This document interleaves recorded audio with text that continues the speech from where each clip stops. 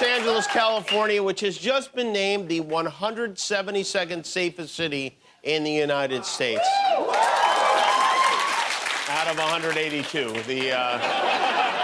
This study, it was commissioned by a finance website looking for publicity, and honestly, they don't deserve it because it's a ridiculous list. There's no way LA's number 172. We've got 5 Spider-Men out front of this theater alone.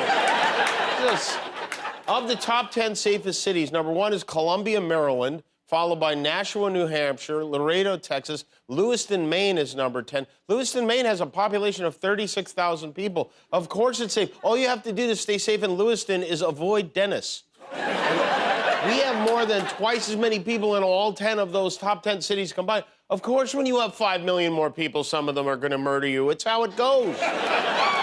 Things are about to get even less safe around here. I don't know if you heard this, but jaywalking will no longer be a ticketable offense in the state of California.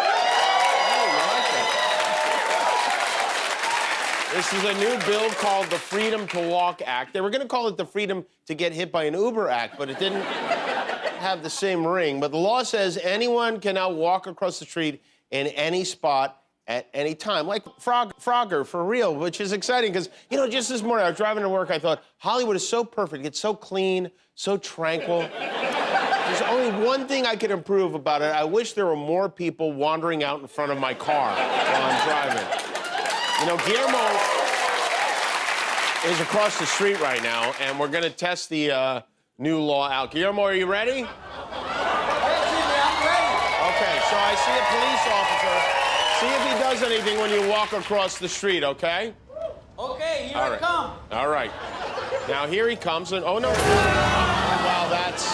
Oh, my goodness. Wow, that is... It happens to him like once a week. He's going to be fine.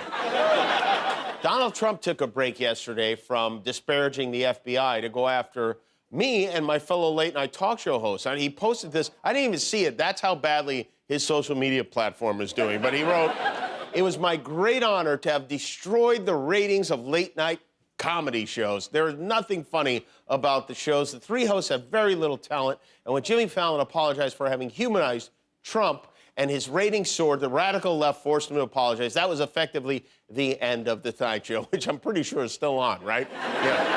So proud of him, so like a tubby orange brat knocking over sandcastles at the beach. And I like that he says we have very little talent. You know, that's the same thing Stormy Daniels said about him, except instead of talent, she said penis.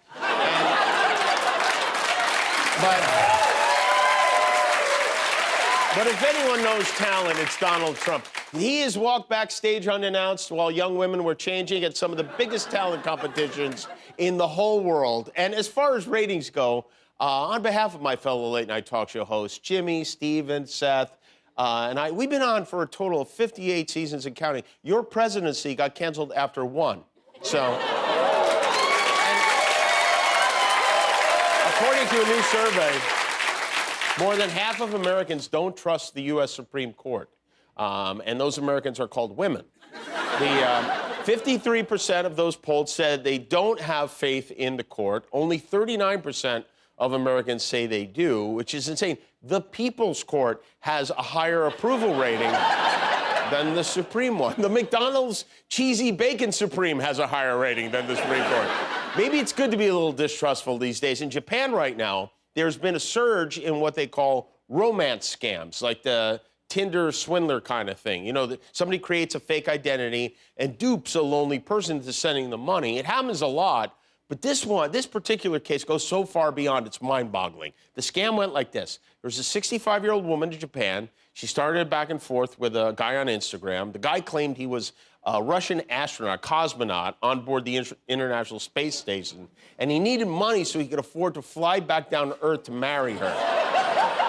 So this woman sent the guy 4.4 million yen, which is not as much as it's about $30,000. And guess what? They still aren't married. Can you believe it? She got catfished in space, which I think is called being starfished. And I guess now they broke. I guess now he's her SpaceX. So, thank you. Thank you.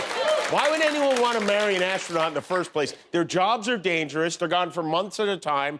And they have the worst ice cream imaginable. Their ice cream In Russia, you know, Vladimir Putin is continuing to escalate this unprovoked war that he's got going on in Ukraine. And as a result, there has been a surge of Russians Googling, when is Putin going to die?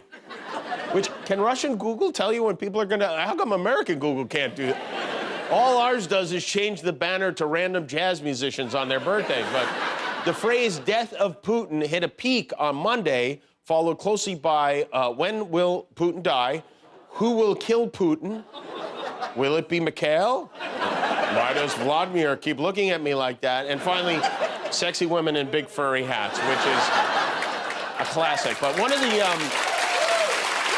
of Putin's biggest cheerleaders in the United States, Congresswoman Marjorie Taylor Greene, she's busy trying to scare voters to the polls. Clan Mom made an appearance at Trump's rally in Arizona, where she fired up the Magoon Squad with her take on the great replacement theory.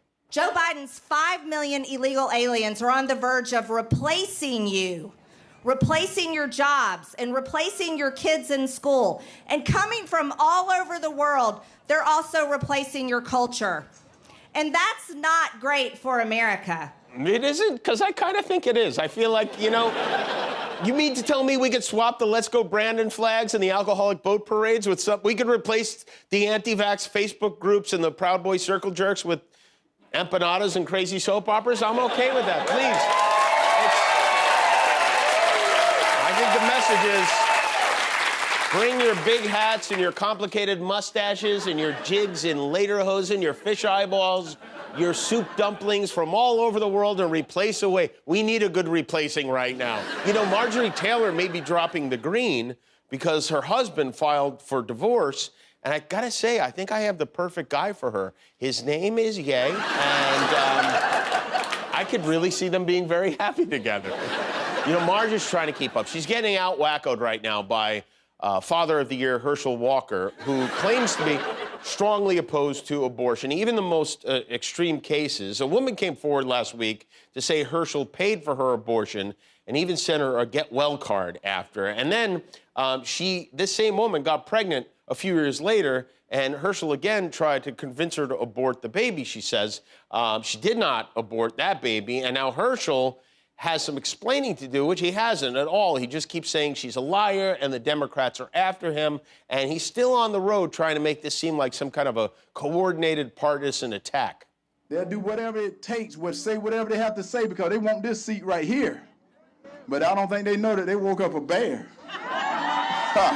Hey, I'm not just a dog now, I'm a bear. So they got to bring more than that. Yeah, well, maybe you should go to Planned Parenthood with that. And then Herschel turned his attention to what's really important. Pronouns in our military.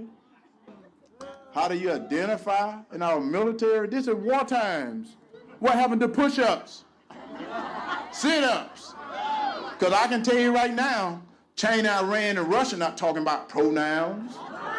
He somehow managed to mispronounce all three of those countries. Herschel's pronouns are he and huh? But they're still supporting him. Tom Time's out there with him. You know, Trump has been making the rounds to support all these nuts he's backing on the midterm ballots, and the talent he's lined up for these rallies is, I have to say, top notch.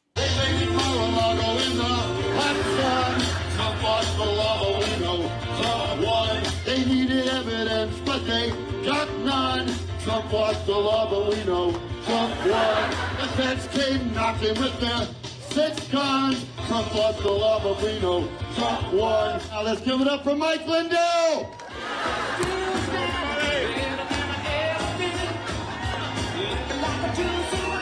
All right, let's keep it going for homeless Uncle Sam, shall we? Poor Mike Lindell. They won't even let him on the main stage.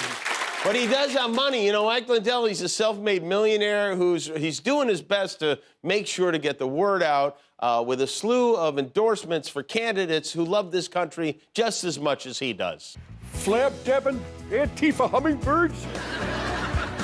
Hi, it's me, Mike Lindell, founder of Frank Speech and the only survivor of a van accident on northbound Highway 63 outside Scanlon in August of '89.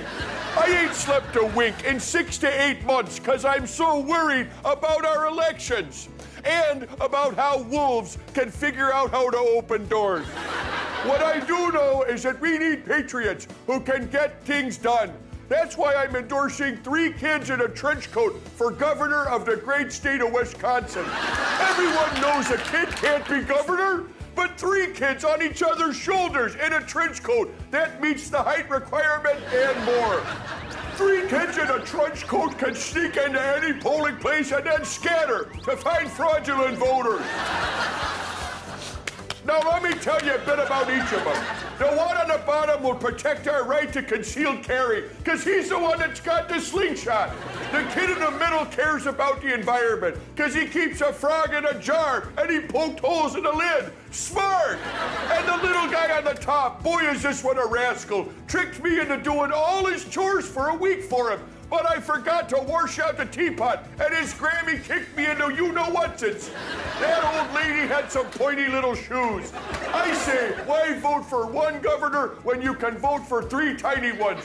Vote for Lucas, Liam, and Levi. 3 kids in a trench coat for governor. I'm Mike Lindell, and I can't urinate out of my pee hole no more. Paid for by the National Association of Unlicensed Bounty Hunters. Oh, my God, I didn't know. I'm sorry. Now I feel bad.